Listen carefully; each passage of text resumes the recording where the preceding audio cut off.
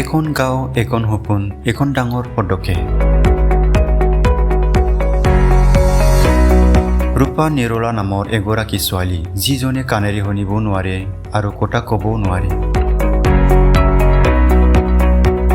তেওঁ বিদেশী অসম আৰু ভাৰতৰ পক্ষৰ পৰা ইউৰোপীয়ান প্ৰতিযোগিতাত অংশগ্ৰহণ কৰিবলৈ সাজু হৈছে।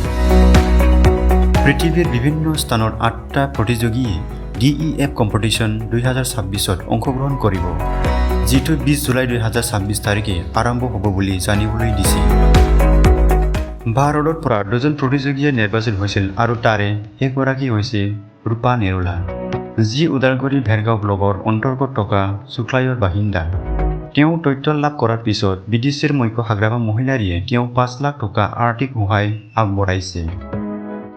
ভেৰগাঁও BPF আৰু BSU ব্লক কমিটিৰ সদস্যসকলে ৰূপা নিৰোলাৰ ঘৰত গৈ হাগ্ৰামা মহিলাৰীয়ে আগবঢ়োৱা 5 লাখ টকা সমৰ্পণ কৰিলে।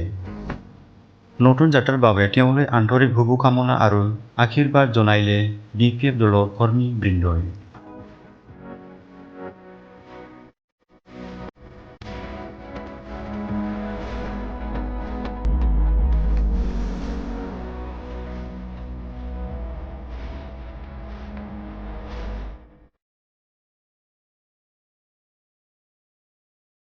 হ্যাপি একদম ফুৰ্তি আছে বলে আজি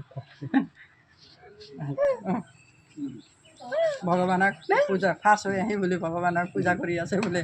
সদায় 4টাত গা ধুই বোলে ৰাতিপুৱা উঠি। চবক বোলে থেংক ইউ কৰি আছে, চবক বোলে আশীৰ্বাদ দিব কৈ আছে, চবৰ হেল্প কৰাৰ কাৰণে তাই থেংক ইউ কৈ আছে চবক।